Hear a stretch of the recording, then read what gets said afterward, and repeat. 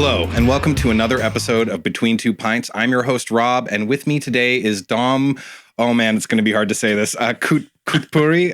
Cutrupi. I'm so sorry, but yes. Oh no, it's fine. Everybody butchered it. It's okay. You're the director of Lola Dust. Yes. You direct a lot of other things. You're an author as well. Yes. And I talked to your friends, your producer friend Olivier and Jade. And yeah, Lola Dust is an incredible feature-length film. It's we were saying before we rolled that it's almost prophetic in like where things have gone, because you guys wrote this how many years ago? Well, the first draft of the film was 2021 actually. Then we went through several iterations of it. In 2020, end of 2022, we came to the conclusion we have to change massive storylines in it. And then we finished it at the beginning of 2023, the actual script. And then we shot it that year, 2023. Wow. Yes. Because like AI in the last year and a half, right when you guys started shooting, it just went crazy. Yeah, it's true. Because it's like we basically finished writing the script the same month the ChatGPT came out, like the third version, the one that became famous with users. So it was like, okay, so there's something weird happening, because that was the first time, right? That AI was experienced by the common users. So everybody's like, okay, so we can do that. We can get this program do things for us. It was the first approach, I think, for people. And so we started to see a little bit of commonalities between what we were writing with what was happening in the world. And I think you used image generation, Midjourney at the end for some of the like showing that Lola has been like spawned over and over again. Yeah. We use it when we talk about that part of the film where there is this company that generates this content. We actually use ourselves that content to show the parallel between the real life and the fictional life in a way. So we use Midjourney and a couple of other softwares. So you and Olivier, you've done a number of projects together, haven't you? Yeah, we've done a total of 3 features and 1 pilot and 2 short films. The first one was actually shot in VR, virtual reality, in 2017, because he was like an expert in VR. That's how we met. We met at a conference about VR many millions of years ago. And that's what he proposed to me. It's like, how about we do short films all shot in virtual reality? And because we're both huge fans of sci-fi and huge fans of cyberpunk, we actually did a cyberpunk short film all shot in VR with like a bunch of actors. It was quite fun. It was like my reintroduction to directing and to writing scripts after many years of just writing novels and not directing really, or shooting just commercials. You got your early start, I think, working at, and this may be totally incorrect, but Vatican TV? Oh, yeah. Can you tell me about that? Yeah, that always fascinating. Well, it was I moved to Rome after I did my film studies in the north of Italy, and after that I decided to move to Rome because Rome is like the hub for cinema in Italy. I moved there for some weird reason. I was able to connect with one person that connected me to another, and I ended up working as the microphone guy for a TV station that is basically the TV station of the Vatican City, where they do live programming about religion, about politics, and from there I went from being the microphone guy to be the studio assistant, which is the guy that gives the time, like 3, 2, 1 on air, all that. So I had done that for 3 years. So I was working surrounded by pretty much all priests, and wow. But it was actually. People think that it was like more about interviewing cardinals or not. The reality is not. It was like, if you watch it, you will know, because it was just normal talk shows with kids talking about issues that are happening in the world. So it was quite fun. It was my introduction to entertainment, really, because I was doing like hours of live TV every day. Like, and it was actually, I think, it really helped me with the directing, because it was in a way like directing. I had the director in the control room talking to me, and I had to set up the studio and course correct things as they were going live. So that really taught me a lot. How long were the days on that? We were doing just regular 8 hours days. wow. But they were the kind of split. It's like you have 1 hour where you're not doing anything, and then you having like an hour and a half of live action, like live talk show. And then you pause for like 45 minutes. Then maybe you have like the 30 minutes news. And so in a green screen, like we were doing this kind of little bits throughout the day. So it was a lot of fun. It was a lot of fun. Where did you go after that? After that, like it was like the end of 2007, and a friend of mine that I studied with in the north of Italy, he called me out of the blue. I'm like, I'm in Vancouver. And you should move here. I'm like, whoa, I haven't talked to you in like 2 years. What are you talking about? What the hell are you? And like, first of all, I had no idea where Vancouver is. So that's exactly what I thought. Yeah. I had no idea what it is.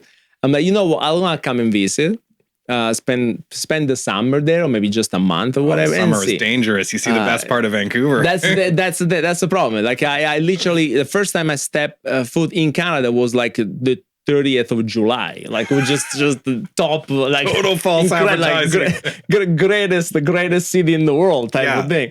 So I did like one summer. Then the summer after, actually, he called me again. He's like, we're doing a little web series about Italian immigrants in Canada, and a friend of mine who was Canadian Italian would like you to be the co-host.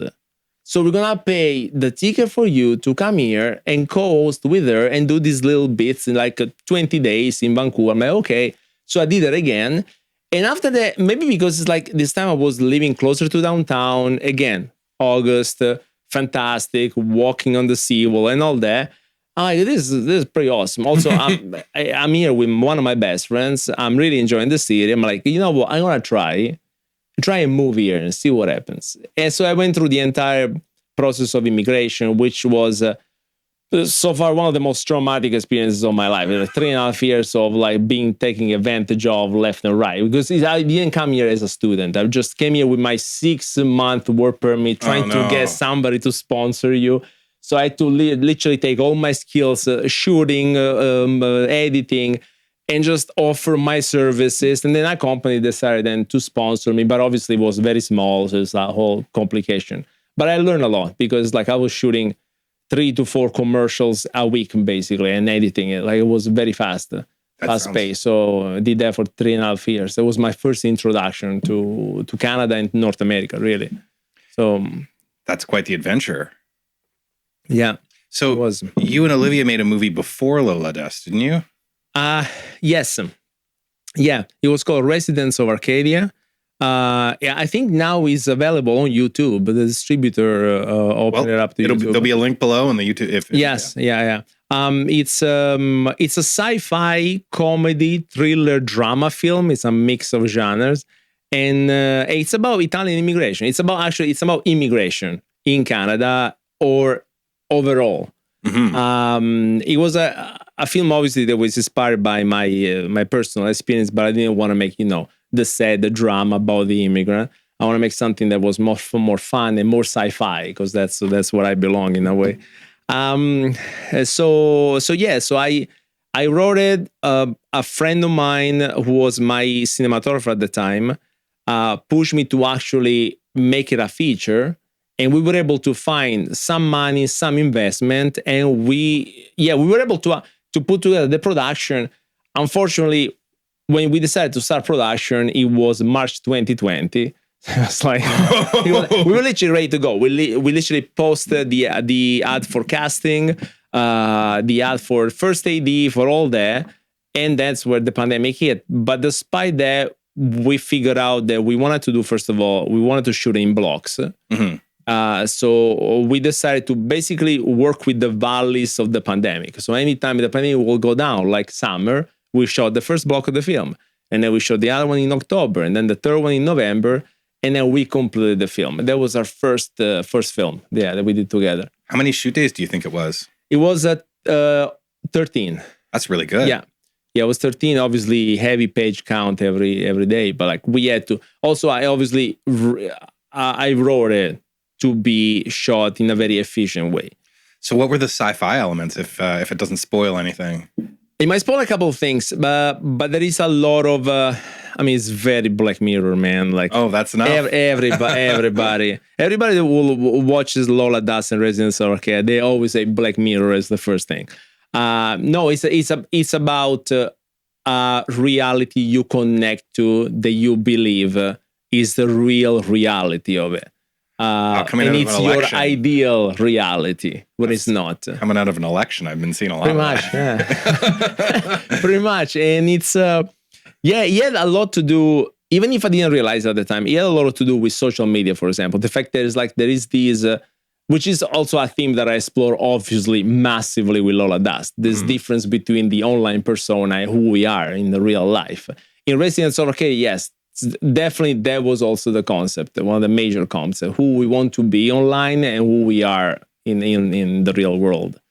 That's fascinating. I love that because I've been listening to all these, there's one book called like The Power of Writing It Down, and it talks a lot about how it's like people who say they aren't writers then go to these great lengths to create these narratives online where they would never call themselves a writer, but they're writing these posts about themselves and making their life look like it's way better than it is. And we are all creative in a way. Yes. It's fascinating because we all been there. It's like you do your post on Instagram, and maybe it's the worst day of your life, but you need to post about that thing that happened a week ago that was fantastic. Yeah. Everybody think, oh, you're having a great life. And it's like, I don't want to remember the bad stuff. Exactly. It's like, that's the way. So speaking of writing, please, I got stickers of some very popular Dungeons and Dragons modules. We got the Tombs of Shang-En Island. Oh. Okay, that is the surprise, man. The Caves of Kendalini. This. I'm gonna frame it. I got a little present. They're stickers. As a person who grew up playing Dungeons and Dragons, and it's still in my heart. It's like the best years of my life. This is a true gift, man. Thank you so much. I'm gonna really frame it. It's so beautiful. Yeah, so beautiful. I'll put a picture up for the viewer. But you're an author, and I looked up the books. I actually, what was it called? The first one. Oh, I got the Abyss of Lumberwitch. The Abyss of Lumberwitch. Yes. I was reading the storyline, and I'm like, damn, is this on audiobook? Because it's not. Yeah. But it should be. It should be. You're right. That's a great idea, actually. The Abyss of Lumberwitch is the first book I wrote, who was then translated in English. They kind of propelled me to write in actual English, just in English after. You wrote 2 sequels to it. It's a trilogy, is it? It's supposed to be a series of 5. So the 4th has been written but never published, and the 5th there are just outlines for it. The 5th is quite a big endeavor. It's like a ending of it. So. Can you give us the log line of the Abyss of Lumberwitch? It's a story of a brother and a sister. Actually, a guy who adopted a girl when he's in his teenage years. This little girl, it was like 7 years old, and knocked at his door during a storm. And she has this impediment where she cannot really speak properly, and she's not able throughout their years living together to speak the proper English. She seems to have some problems. But at some point they land, he's a journalist that go into an exploration of the Klondike mines in the north of British Columbia. What year? This was it's set in 1904. Yeah, so it's right after Klondike. So he gets sent on this mission to do a report on the mines. Which one are still active, which one are still decaying. And he discovered a series of messages inside a mine that for some reason his sister can read really well in a perfectly eloquent English. And from that, everything starts basically. What's the past of this adopted girl that I call sister, and why she's able to do that? She's able to read apparently weird languages on a wall and not able to speak English normally. Even just reading the synopsis of the film, because there's more, or the book, there's more of it. It's very almost a bit of a Lovecraftian vibe. Oh, well, you're saying all the right words. It's like Lovecraft was a gigantic inspiration. Yeah, for the book especially the novella, The Shadow over Innsmouth, which I adore. But that's pretty much the feel. It's kind of a blend between adventure, horror, and historical fiction. Well, yeah, audiobooks. That's all I got to say. It's my thing. That's a great idea. If you can get an audiobook, I do every couple of years. I do a road trip across Canada with my buddy. Okay. He's a big Lovecraft fan, and he's actually written some books. And it was funny because when I was reading the synopsis of your books, his are more like 20 years in the future X-Files vibe. But I was reading the synopsis of yours, and like, if it's an audiobook, we're totally listening to that on the road trip. So I should explore this option. Of the I don't know how much it costs. It may be like totally a terrible idea. I need to figure it out. Yeah. That's a great idea, actually. So how did you write a novel? Like, how did that come about? In general, did I write novels or then novels specific? Because these are two different questions. Yeah. So how did you get into writing novels generally? Well, there was kind of I always been a writer since I was 12. Like I wanted to write scripts. But then when I moved to Rome, I went to a course of creative writing, and there were three professors, three teachers. One was creative writing for novels. The other one was screenwriting, and the third one was comic book writing. Now, the comic book was nice, interesting. The screenwriter, the guy was terrible, and I love screenwriting to the heart. So I'm like, I can't listen to this guy talking. This is all nonsense. But the first guy, he was a quite accomplished writer in Italy, and he gave this advice the first day. He's like, writing a novel is not difficult. You just sit down every day. You write 1,000 to 2,000 words, and you keep doing this for 3 months. And at the end of 3 months, you have a novel. I'm like, I can do that. It seems like the stupidest, like the simplest idea, simplest suggestion. And I did that. Literally, I started 3 months after. And within a summer, I had a novel. So that got me. I'm like, oh, maybe that's what I'm supposed to do. Instead of movies and scripts, I should become a novelist. And I focused pretty much probably a decade of my life on that. So I wrote like 4 Italian novels. And then when I moved to Vancouver, I went through that whole insanity of the immigration. And I was extremely depressed, living in the basement, financially destroyed. And at some point, I had the idea, I'm like, the only way to get out of my head right now is to sit down and write, which is I haven't done it in a while. And I sat down, and it was probably the first time in my life that I wrote something without even thinking what I was writing. Like there was not like a process of like, oh, let's write an outline, let's figure out what we want to write. No, I knew that I wanted to write something that was like more historical, fantasy. So I sat down and literally I just let it go. And that became the Abyss of Lumberwitch in like 3 months, 4 months. Wow. Yeah, I was kind of obsessed with it, and I loved it. It's still one of my favorite things that I've ever written.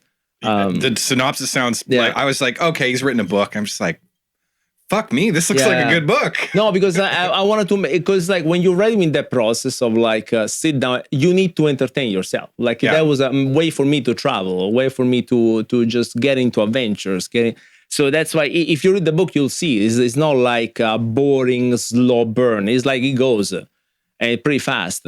And there is like almost like a huge cliffhanger every chapter. I wanted to do it. So it's like, and then after 3 years, another person told me, well, you should just go with the sequels that you were thinking. So I sat down, and there was the other endeavor of writing my first novel in English. And that became The Tombs of Schengen Island, which is probably my favorite in the series. It's the same characters? Same characters, yeah. Nice. It's the same characters, and every book is set in a different country. Nice. So the first one is North America, the second one is in China, the third one is in India, the fourth one in Egypt, and the fifth one in Europe. Wow. So he's like going around traveling the world, being a reporter-ish thing. Yeah, it's basically like those capers novels from the 30s, right? Like, where they were traveling. But it's all connected. It's like the story builds up where you discover more about the character. It's all one piece in a way. Yeah. So that became Tombs of Schengen, and then I wrote the third one and so on. Yeah. That's great. And now you and Olivier have another project, a film project coming. Yeah. We're jumping all over the place. Sorry. I hope I'm not your head. I love it. But you guys got another project. I think it was a musical coming out. Yeah, that was interesting. Yeah, this musical is called "So Glad You Came." It's hilarious. Yeah, it's hilarious. Absolutely hilarious.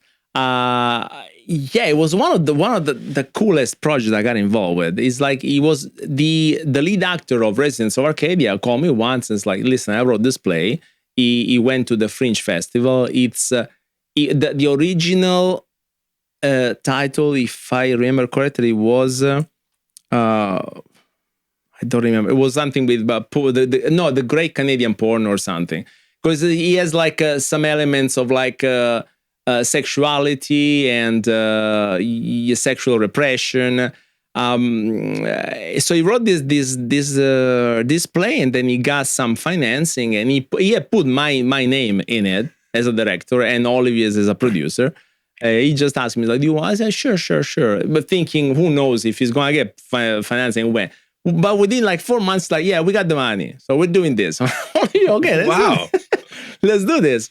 And that's what happened. It's like we were able to do. Obviously, it's low budget, but we were able to do a musical. We shot it in like 16 or 17 days, and there are like 70 actors and dancers and performers. It's a crazy endeavor. It's just that everybody loved the idea so much, and the script is also not like a 70-page script. Like we're talking about almost 2 hours. Now we've done an assembly, and it's like an hour and 50 minutes. So it's quite substantial and we have fantastic actors, all union actors from the people that you've seen in big shows. They all want to participating. And like, are there any of the cast from Lola Dust come back? Let me think about it. Maybe a couple, but I'm not sure. I'm not sure because being a musical, we were requiring everybody had to be kind of a dancer or a singer. So basically, we involved the entire musical theater community of Vancouver in this. I probably know a fair number of them. You probably know. Yes. It's like quite famous faces in that community. How close to that is that being finished? Well, we are in the second phase of looking for financing for post-production right now. Yeah, so we have an assembly now that we're showing and a bit of a trailer. I assume that like a musical will have a lot, like it'll be a lot harder to do post on that. Yeah, that's why it's quite hard, because we also have like a whole section set in a video game.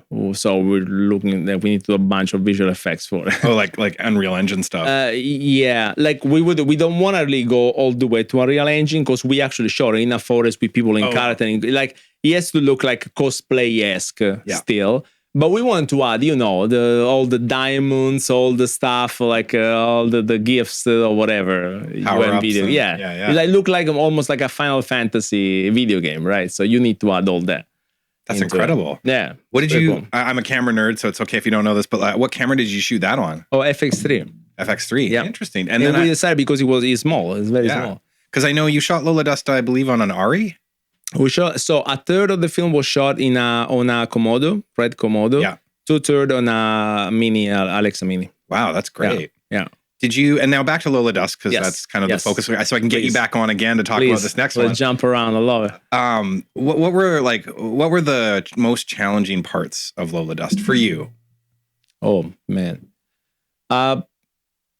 Technically, set to everything. Yeah. What was the pain? Well, I mean, I went through this huge, existential crisis in between the 2 blocks of shooting. Because, we shot, we put some money in, and we shot the first of the 3 blocks of the film, which was probably the first 20 minutes of the film. Mm-hmm. And we did that to create a trailer, a good chunk of the film, and then go and look for actual investment. The time between that and until we got investment, it was like 4 or 5 months. Was one of the worst times of my life, because it was intense emotionally. Because you have all these people believing in the project, and now it's kind of up to you to finish this. And you're looking for money and convincing somebody that this is worth it. And it's like the worst part of you really making a film. The rest is fantastic when you work with people, but looking for money. So that was challenging. That was definitely challenging. And of course, there is always the challenge of how do I make this look like better than the resources we have allow. But that's kind of more of the craft of having extensive meetings with the cinematographer, extensive meeting with the actors to make it look like legit. So that's always definitely challenging. But yeah, the looking for money, it's always brutal. And no, well, the other part is the post-production of it. Yeah. Jesus. Lonely. The post-production pretty much, destroy me completely, the post-production. Because it's like I was pretty much in charge of the entire process. And I had an editor that would work with me. And we had to also reach out to a bunch of VFX people to do VFX. The process, because it was a film that had like 150 VFX shots, roughly, even if you don't see it. Basically, masking this, removing this, composing this, it's a whole thing. We had a lot of... it's a job that was supposed to be done by a team. But in the end, it was me and my editor. So it took us a year and a half. And then, of course, I had great people like my editor helping, the composer, like even the music, which I'm so proud of.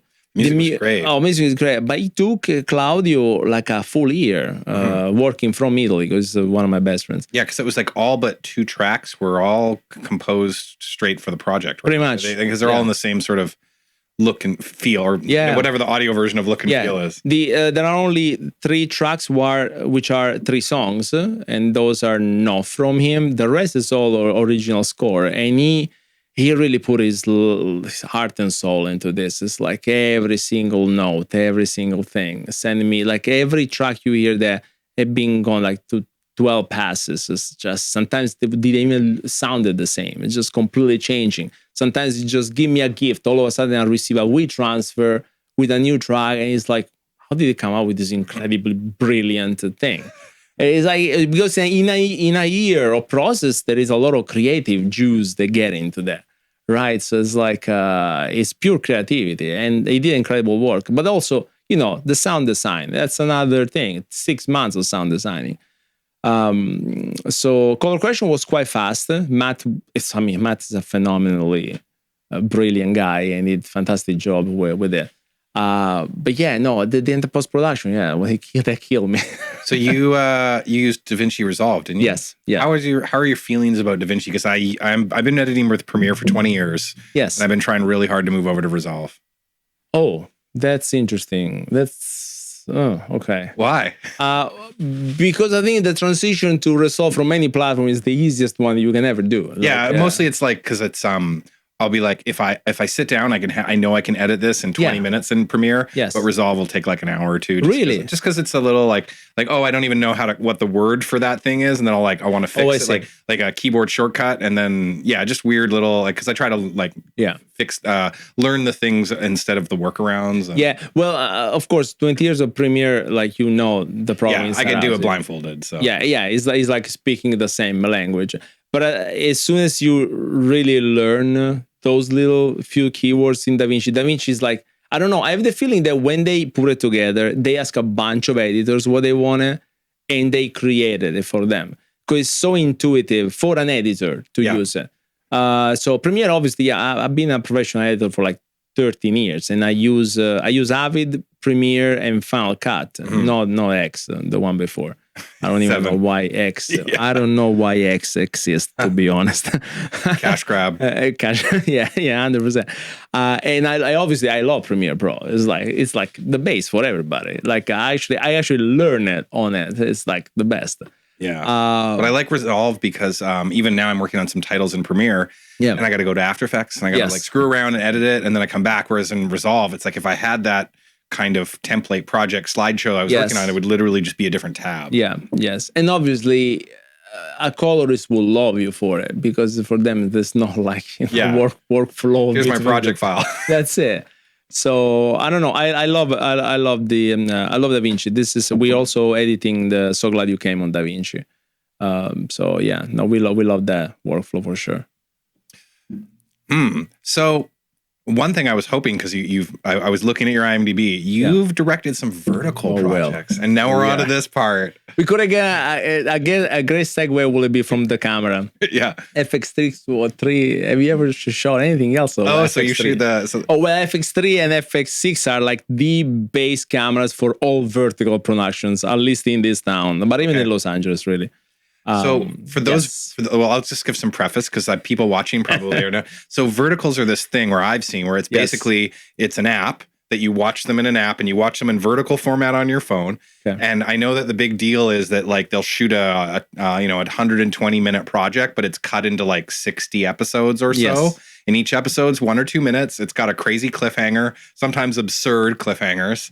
And it's kind of addictive because on the apps I've heard, the one that caught my eye is it's like you get 10 episodes for free in a season, and then it's like $1 or $2 after, which is a staggering amount of money for a film. What's it like for you filming it? I mean, I'm having the time of my life, to be I'm loving it. How did you get into it? Through Olivier, for sure. Yep. Olivier introduced me to a person who had done a lot of vertical production in LA, because in LA, vertical production has been a thing for the last 2 or 3 years. Okay. Like a lot of people work on that. Like right now they're doing like 100 series a month. It's something insane. Yeah. Alpha the City working on that. So a year and a half ago, I got introduced to a person through Olivier, and this person basically moved a lot of funds from LA to here to set up verticals in Vancouver, and nobody knew about that. And after 6 months, he was able to secure some contracts with one big platform, and he had 3 directors already, but for the 4th project, he was missing a director. And we basically push him to get me, because like there is this loophole where it's like the clients from China, they want directors with vertical experience. Mm-hmm. But if you don't have any experience, there's no way for you to get experience. Yeah. Like there is a loop. So by the end, we were able to somehow force ourselves into this project. And he's like, okay, I'll give you guys this 4th project and you get to direct it. And I was lucky enough because I think even to this day, I'm the only person who has done the writing, the directing, and the editing of this. Because usually directing, you just do, like right now, I'm just do directing. I sometimes writing, but it's kind of rare. But at the time, they basically do this thing called localization, where they give you a script that's been written in China and translated badly, and you need to recut it, make it like a normal length for the series, and use a normal English, like and set it in Chicago rather than some other, and use normal words that people can understand, even like for names of corporations or names of people. So, and they gave me this huge 3-hour long script. It was 183 pages, I think. And it's like, okay, so you need to cut it down to 90 pages and make it all make sense. And make sure that it's still 80 episodes. Every minute and a half, 2 minutes, there has to be a cliffhanger. So kind of follow the idea of the script that we give you, but shrink it. And that's what I did. So I did the writing, and then we did 7 days of production. And of course, it's quite heavy because we're talking about like 12 to 13 to 15 pages. The last day of production was 17 pages. I'll never forget that. How long was the day? And we actually finished on time. It was 12 hours. I'm so proud that we did. Oh my God. It was basically all the characters all in one room. It was like a fashion show room, all like yelling at each other. For 17 pages. It was the last part of the entire series. Wow. But we did finish on time. We did like literally one take for every actor. Like the whole thing. That's incredible. So I did that, and then they asked me to edit because they didn't have an editor, and it's like, can you take care of the editing? They pretty much ended my career as an editor. Didn't want to do it after that. Like I did it. It took 2 months. You receive endless notes from the clients because it's an endless process. They just like, oh, what about episode 46? There is this song that doesn't quite make sense. What about episode 52? There is the little. God. It's just insane. It's not really paid that well. So you go through like 2 months of insanity, and I'm going camping, and they call me. It's like, oh, they send other notes. Okay, well, I'll give it to you in 2 days when I'm back from camping. So because I wanted to have 3 days of peace, right? So I finished that, and after that, it's like. They called me for a second one. I even produced one. Because they knew that I had some experience in production. So I produced one for a big director, and we became very good friends. And right after, like literally a week after, I directed my second one. And the second one was a mafia one. And they obviously made the thing that I was Italian, so I would be good in doing a mafia show, even though the mafia show has nothing to do with anything remotely what you know about mafia. It's like the mafia told from the point of view of the Chinese culture in a North American setting. It's a weird combination. And it's also, verticals are very romance focused, but the romance that in the romance novels are very much like it's like a Twilight or 50 Shades of Grey. It's like the man is the powerful man and the woman is a victim, but in reality he loves her. That is like the main core of verticals in a way. So they gave me to do this mafia thing, and we shot in 8 days and all that. It was fun, and then basically when it got released 2 months after, it blew up. And it became like the biggest series in the world for like 3 months. Oh, wow. And it was like crazy. So I started receiving a lot of people asking me, I saw the reviews. And then basically, and since then, that's what I've been doing. I've been directing verticals. Yeah, I'm shooting my number 9 next week. Oh my God. Yeah. I'm loving it. Because I think there are different directors. There are directors that love the process of developing, other ones, many that love the process of post-production. I just love being on set with the actors, with the cinematographer, creating the scene. And they kind of give me the opportunity to do it. Every 2 weeks, every month, I'm there 8 days, just going fast, because you're going fast. That's incredible. We did like a 23 pages day once. Back in the day, my friends and I were making a fantasy web series, and we did a 15-page day. Yeah. And I still remember and we only did it in 13 hours, but nice. Wow. Yeah, I would never do that again. I mean, maybe I would, but and we'd been working together for 3 years at that point, so everybody knew what they were doing. So yes, which is important. When you kind of know each other and you have a bit of prep there, it's at least it's important. Well. So if someone wants to get into directing verticals, how do they do it? I have no idea how they can do it. No, because they need to have directed one. That's the thing. It's like I have some friends asking me because I can shadow you, and I'm always like, yeah, sure, come over for a day. Even though it's always the production is very tight, they don't want too many people on set. I think a good idea would be probably, that's my humble suggestion, really, to create 10 episodes with your friends of a vertical show, just to show that you can do it. Cool. Write it down like you do your short films with students. Because it's if you look at the quality, we're not talking about Christopher Nolan. It's the quality is the quality. Yeah. So if you get your friends, cinematographer friend, to help with you, guys can both build a demo reel of verticals. So I think that's probably it's an idea. Well, that's already, me and some friends have already been talking about that, though. We're we're worried because we want to try to do a sci-fi or a fantasy one. Yes. But I don't they probably, the people you'll be showing this to try and get work from won't be interested in that. Or that's the thing terrible. Is I chatted with a couple of people who wants to create the first North America vertical platform. And that's what they told me. It's we would like to open up to all genre, horror and sci-fi. I'm here I am, please, just let me do that.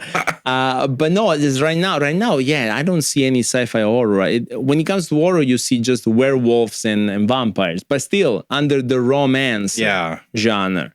Yeah, no, I've seen that with the whole alpha hierarchy. It's killing me. I was almost going to direct one, even though I told everybody I don't want to do werewolves.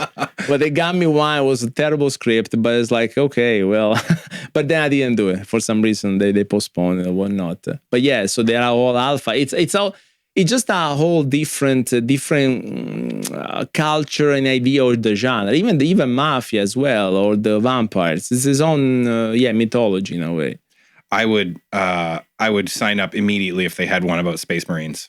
They'd take my money. Dude, please. Yeah, oh, man. And it's a war. It's easy to do a big thing every minute and a half. They just bombed our HQ.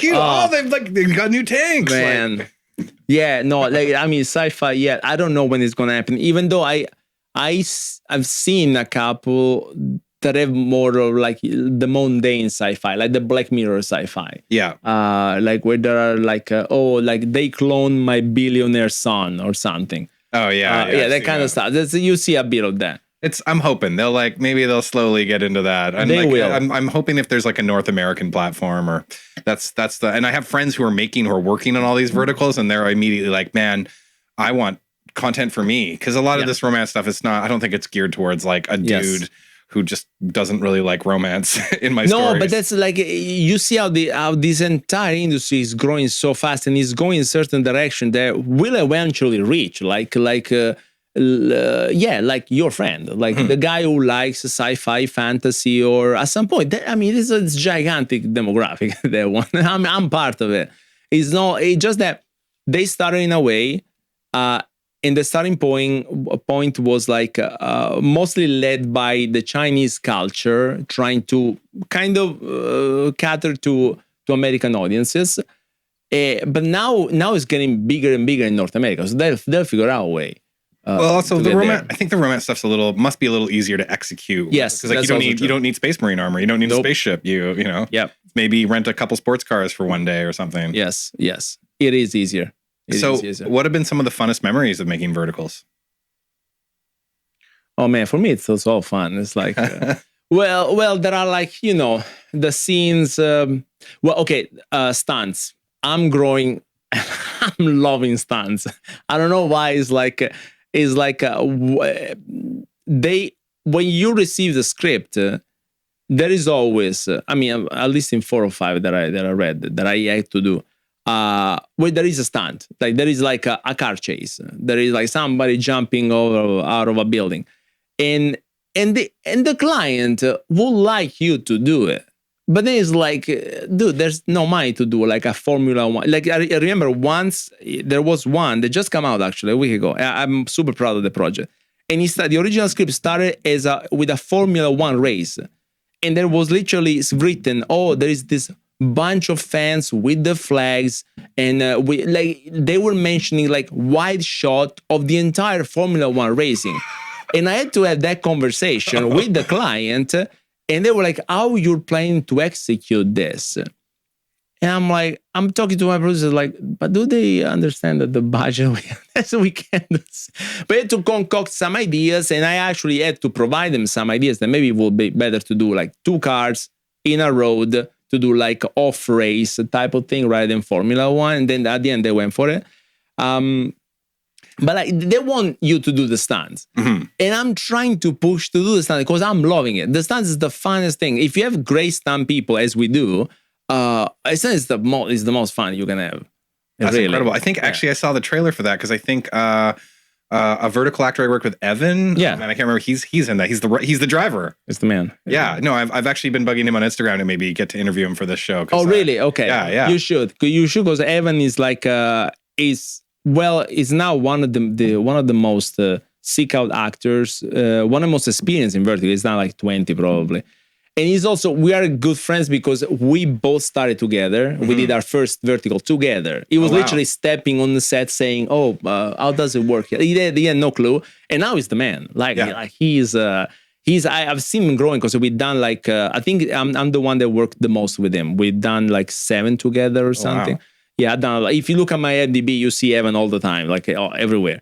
And you should interview because like he has worked with everybody, man. Like he's fantastic. He's a fantastic actor. He has quite a presence also on camera now.